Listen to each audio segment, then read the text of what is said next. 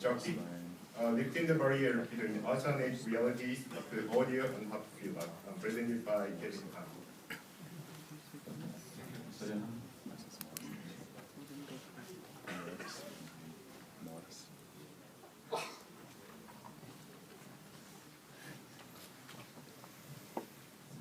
So, good morning, everyone. My name is Kevin, and I would like to give my talk on our research regarding Jockey, lifting the barrier between alternate realities through audio and haptic feedback. So before I start, let me show a quick overview video that illustrates our concept. Our research focuses on the cross-modality between audio and haptic feedback, and how it can make a user into perceiving the recorded reality as happening in the live reality. So she could correctly point to the experiment right now because this is indeed a live reality. Now the sensations she feels is from a recorded reality. With authentic audio and haptic feedback, the user will still think that everything happening in live reality. In this case, she pointed to the wrong direction of the experimenter. So overall, she perceived the recorded reality as happening in the live reality. So why do we want to make a user into believing that recorded alternate reality as happening in live? Let's talk about memories. We think that we humans like to treasure our memories. For example, every parent would surely like to go back to the moment that their child first walked. Imagine if we can save all those cherished moments and re-experience them anytime we want. And so they are happening right around us. Therefore, we have a mission. That is to allow people to record their memories and be able to reminisce their memories in motion. And so those memories are actually happening right around us again. So how do we, nowadays, the conventional way of recording and re-experiencing our memories is by the means of diaries, digital cameras, video cameras. However, in this kind of methods, there lacks an interaction and also an immersive feeling. So how do we realize the vision of reminiscing our memories in motion? We think that our memories are realities that once happened, but they do not exist right here and now. So we consider them as a type of alternate reality. Therefore, our research focus is to achieve an immersive alternate reality experience, which can then be the factors to stimulate the reminiscence process of a human. However, there has been an issue with experiencing alternate realities. Is that there have always been a barrier. The alternate realities presented may have realistic visual effects or sensory feedbacks, but without seamless connection to a true life reality, the users will simply regard those alternate realities as realistic, but also in the same time artificial. Let me give you an example. This person here experiencing a cave system. The visual seems real, the sensory feedback may be also real as well. However, this person maybe was just walking here in the workstation, and when he walked into this cave system, he already expected the transition from the live world to the virtual world. So he has a preconceived idea that everything experienced right now is artificial. With this preconceived idea, we can hardly say this is a truly immersive experience. So how do we lift this so-called barrier between different realities? To address this issue, a concept and also a reality research, the substitutional reality system, is suggested. It is a system that enables the users to interact with the recorded reality in motion, and so the recorded events are actually happening. The innovative point of this concept is to take some pre-recorded reality and constantly switches them in the live reality, so users cannot distinguish between what is real and what is not. For example, the user is first immersed in the live reality. Then there's a seamless transition to a recorded alternate reality. The definition of a seamless transition is that the context before and after the transition forms a logical connection. So the user does not know when the live reality ends and when the alternate reality starts. As an example, in the first transition from a live to a recorded reality, the users might correctly guess that it is a recorded reality, so he might perceive it to be a recorded reality. But then the reality is switched back to live again. And with interaction from a live reality is provided. So the user might think again, if what I experienced right now is recorded, then how can I interact with the live reality so smoothly? So then again, the user perception tend to go up and think that it's live.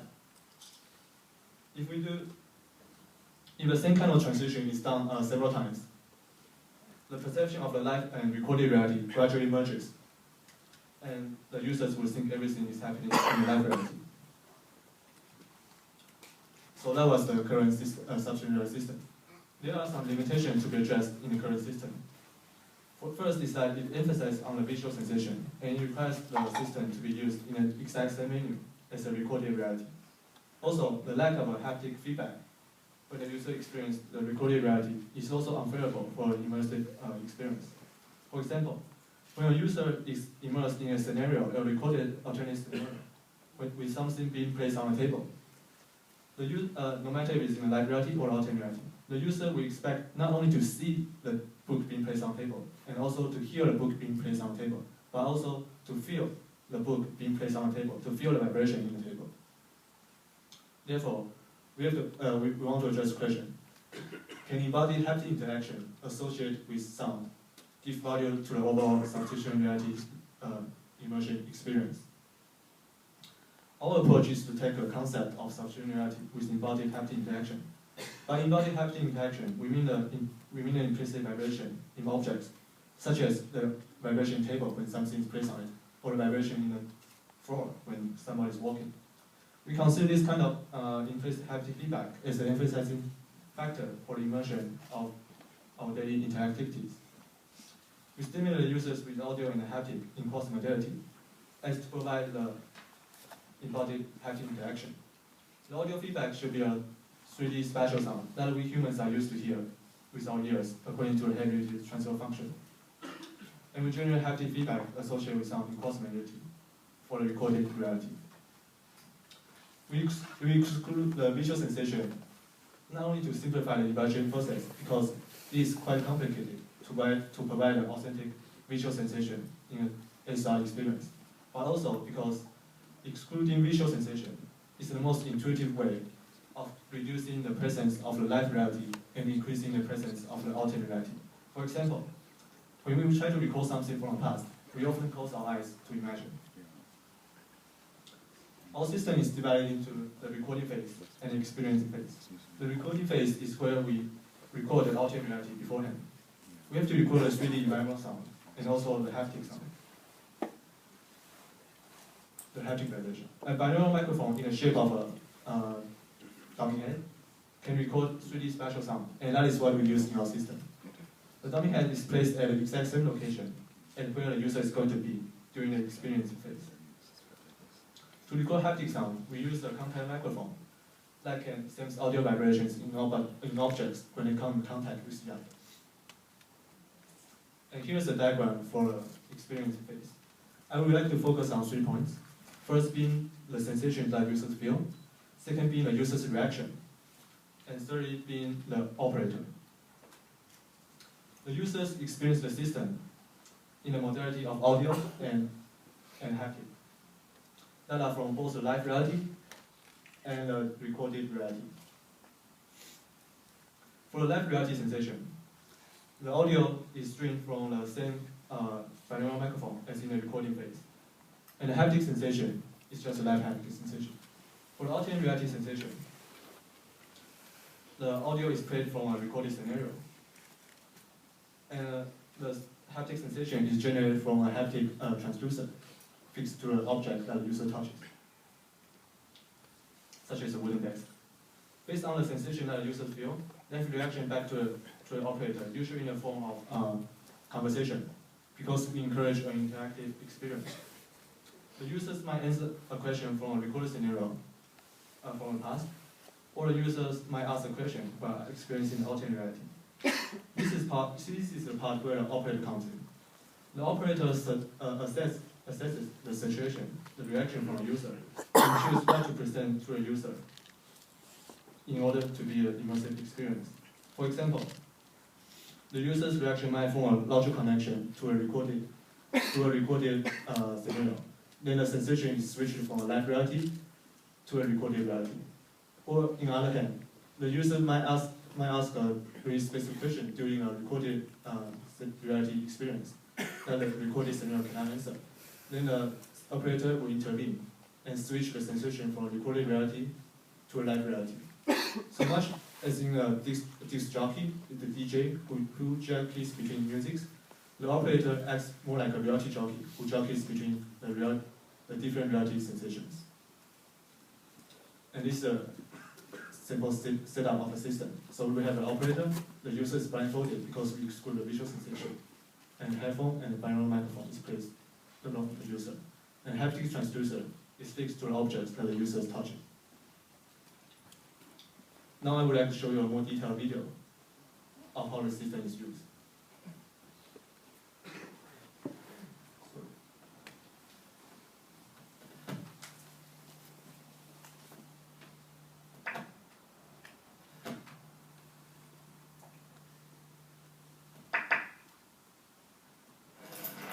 Hey, here's a great book. Sure. Sorry. So this was a. So this is Hey, how was your day? the left is a recorded reality, and the bottom right is a live So I just reality. had my lunch. Now this is a transition from live reality to recorded reality. Yeah, I had a really nice pasta. But users still consider to be having the live reality and communicates smoothly. Please watch this one more time and pay close attention to the transition timing and also the user's head movement. Hey, how was your day? Hey, it was great. Oh, that's good. So I just had my lunch. Have you eaten? Yeah, I had a really nice pasta.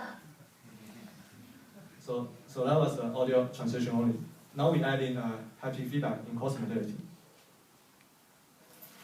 Hey, here's a great book. The book is slid across the table and back, Sorry. and slid across again in the recorded reality. Okay, you have it back. Okay.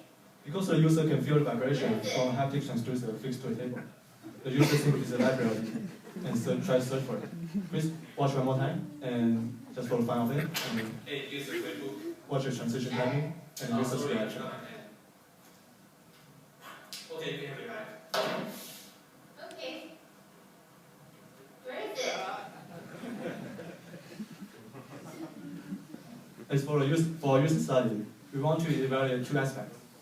First, we want to evaluate if the concept of substitute reality, that being the blending of interaction from live reality, still performs well in a situation without visual sensation.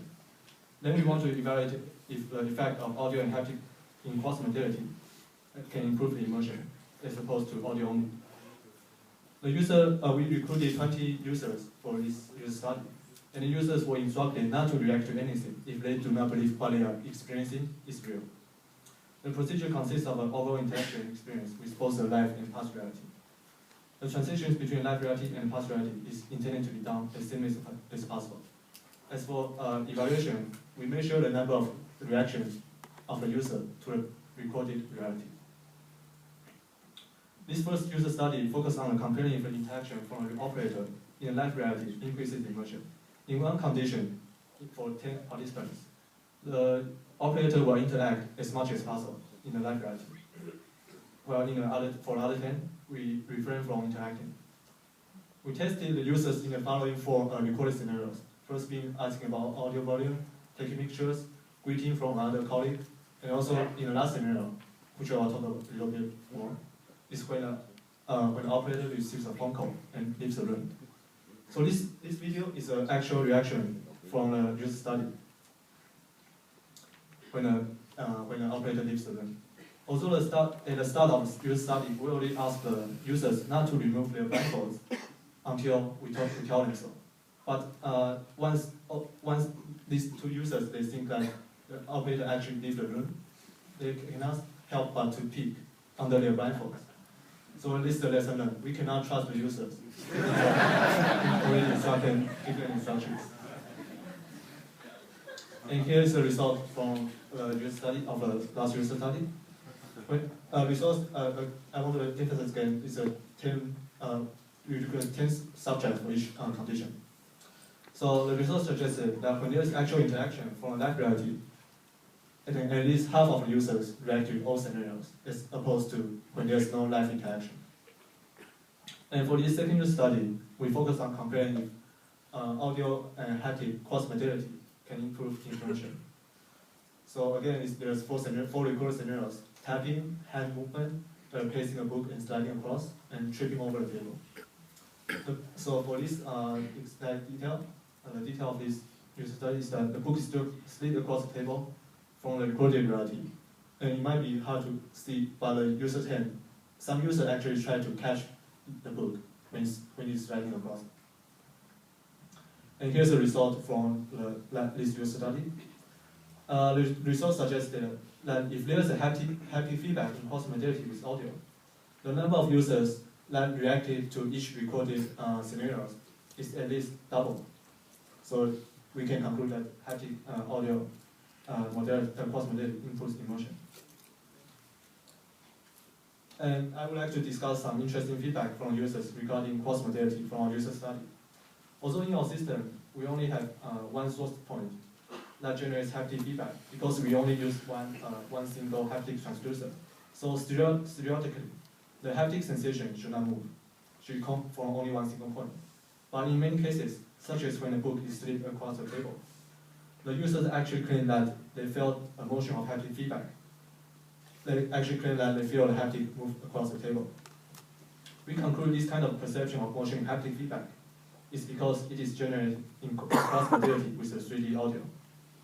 Also, we consider our system is an alternation to the Turing test because the user will believe everything the computer, the operator, presents to them to be happening in the live reality, although some may actually be from a recorded alternate reality. As for the current limitation of this system, we restrict the free motion to a user because we are using a dummy head as a binaural microphone, and it is stationary. And as for the haptic feedback, we restrict the user into placing their hands on some objects to generate the haptic feedback. And we also, the overall experience, it follows the structured flow scenario, so there is some limitation on the free conversation. And as for future work, now that we proved that audio and haptic works well in a substitutional reality experience, we are looking to include other sensations such as visual.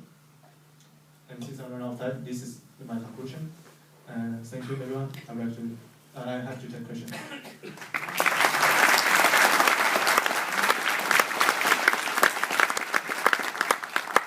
questions?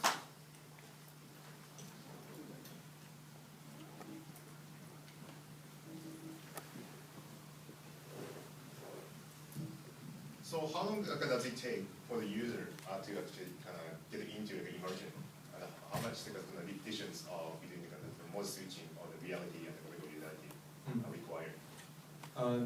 It actually depends on what kind of recorded reality we present to them. If a recorded reality we present to them is actually simple and really like everyday conversations, then users, even though it might be from the start of the experience, but the user might already be immersed. But so we tend to leave the kind of more complicated interaction of the recorded reality to the later half of the experience.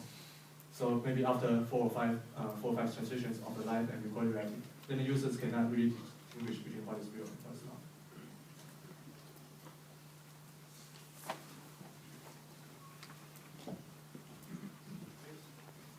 You get me? Sorry, one quick question. Yes. In your current version, the vibrator is installed in the table, right? Yes. So have you think of put the vibrators on the body of the user? That may have some. Yes, actually we are thinking about adding more like versatile haptic feedbacks. So we are thinking of course putting like what you said, putting haptic transducers on the table or adding like haptic devices that we can put it on the table so the users can actually have some explicit hand movement such as gravity, and they will still generate haptic feedback. Yeah. Thanks. Okay, let's speak again.